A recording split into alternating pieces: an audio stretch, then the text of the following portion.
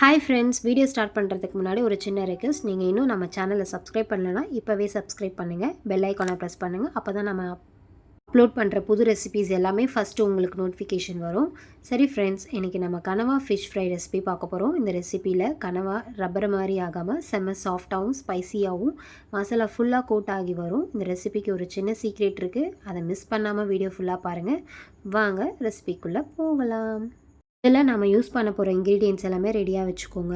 எல்லாமே simple ingredients தான். வீட்டில் இருக்கிற பொருட்களை வச்சு இந்த ரெசிபிக்கு ஈஸியாக செய்யலாம்.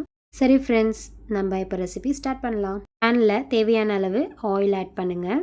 ஆயில் நல்லா ஹீட் ஆன அப்புறம் கொஞ்சம் சோம்பு ஆட் பண்ணுங்கள். அப்புறம் 2 பெரிய வெங்காயம் ஆட் பண்ணுங்கள்.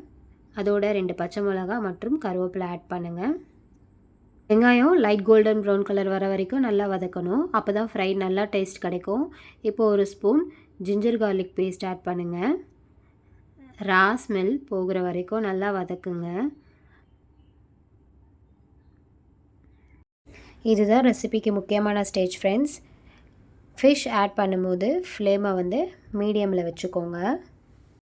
கனவா ஃபிஷ் வாங்கும்போது எப்பவுமே ஃப்ரெஷ்ஷாக இருக்கிற ஃபிஷ் தான் வாங்குங்க. ஃப்ரெஷ் ஃபிஷ் யூஸ் பண்ணினா டேஸ்ட்டும் நல்லாயிருக்கும், டெக்ஸ்டரும் சாஃப்டாக வரும். இது நான் நல்லா க்ளீன் பண்ணி ஸ்மால் பைட் சைஸ் பீஸஸாக கட் பண்ணியிருக்கேன்.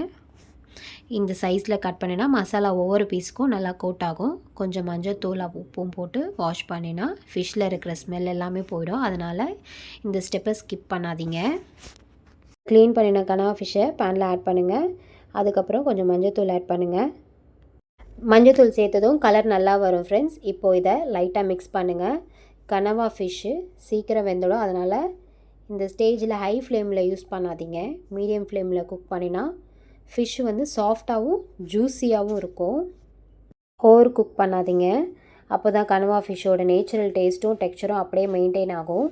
சரி ஃப்ரெண்ட்ஸ், இப்போ அடுத்த இன்க்ரீடியன்ட்ஸ் ஆட் பண்ணலாம். இப்போது ஒரு பெரிய தக்காளி ஆட் பண்ணுங்கள். தேவையான அளவு உப்பு ஆட் பண்ணுங்கள். மிக்ஸ் பண்ண வேண்டாம், அப்படியே பேனை மூடி மீடியம் ஃப்ளேமில் குக் பண்ணுங்கள். தக்காளி நல்லா வெந்து கனவா ஃபிஷ்லேருந்து வாட்டர் நல்லா ரிலீஸ் ஆகும். அதுக்கப்புறம் ஓப்பன் பண்ணி லைட்டாக மிக்ஸ் பண்ணலாம். இப்போ மிக்ஸ் பண்ணுங்கள். இந்த ரெசிபி உங்களுக்கும் யூஸ்ஃபுல்லாக இருந்தால் கமெண்ட்டில் சூப்பர்னு ஒரு வேர்ட் கண்டிப்பாக டைப் பண்ணுங்கள் ஃப்ரெண்ட்ஸ். உங்கள் கமெண்ட்ஸ் படிக்க எனக்கு ரொம்ப சந்தோஷம். ஃப்ரெண்ட்ஸ் பார்த்தீங்களா, இப்போ கனவா ஃபிஷ் நல்லா குக் ஆகியிருக்கு. இன்னும் கொஞ்சம் வாட்டர் இருக்குது. அது ட்ரை ஆகிற வரைக்கும் மீடியம் ஃப்ளேமில் பொறுமையாக குக் பண்ணுங்கள். இந்த ஸ்டேஜில் அவசரப்படாமல் இருந்தால் தான் மசாலா நல்லா பிடிக்கும். வாட்டர் கொஞ்சம் ரெடியூஸ் ஆன அப்புறம் நம்ம ஸ்பைஸ் பவுடர் ஆட் பண்ணலாம். 2 ஸ்பூன் காரத்தூள், 1 ஸ்பூன் குழம்பு மிளகாத்தூள், அப்புறம் 1/2 ஸ்பூன் கரம் மசாலா ஆட் பண்ணலாம்.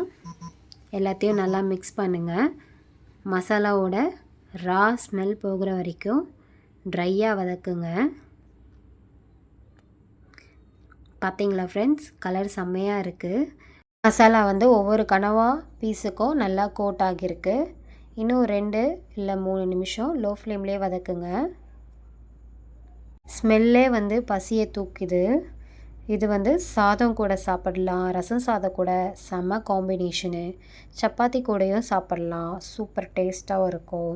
ஒரு தடவை ட்ரை பண்ணுங்கள், கண்டிப்பாக ரிப்பீட் பண்ணுவீங்க. ஃப்ரெண்ட்ஸ், இதோ நம்ம கனவா ஃபிஷ் ஃப்ரை ரெடி. கலரை பாருங்கள், செம்ம ஸ்பைசியாகவும் செம்ம டெம்ப்டிங்காகவும் இருக்குது. கனவா ஃபிஷ்ஷு சாஃப்டாகவும் மசாலாவும் நல்ல கோட் ஆகியிருக்கு. இந்த ரெசிப்பியை கண்டிப்பாக உங்கள் வீட்டில் ட்ரை பண்ணுங்கள். ஒரு தடவை செஞ்சு பார்த்தா மறுபடியும் இதே ரெசிபி தான் செய்வீங்க. ரெசிபி எப்படி இருந்துச்சுன்னு கமெண்ட்டில் கண்டிப்பாக சொல்லுங்கள். உங்கள் ஃபீட்பேக்கும் எனக்கு ரொம்ப முக்கியம். அதை பார்த்துட்டு இன்னும் நல்ல ரெசிபீஸை கொண்டு வர ட்ரை பண்ணுறேன். இந்த ரெசிபி உங்களுக்கு பிடிச்சிருந்தா வீடியோக்கு லைக் பண்ணுங்கள். உங்கள் ஃப்ரெண்ட்ஸ் அண்ட் ஃபேமிலிக்கும் ஷேர் பண்ணுங்கள். இன்னும் இப்படி ஈஸி அண்ட் டேஸ்டி ரெசிபி பார்க்கணுன்னா மிஸ்டர் காம்ப்ளி கிச்சன் சேனலை சப்ஸ்கிரைப் பண்ணுங்கள். பெல் ஐக்கானை ப்ரெஸ் பண்ண மறக்காதீங்க. Thanks for watching. Happy cooking. Bye bye.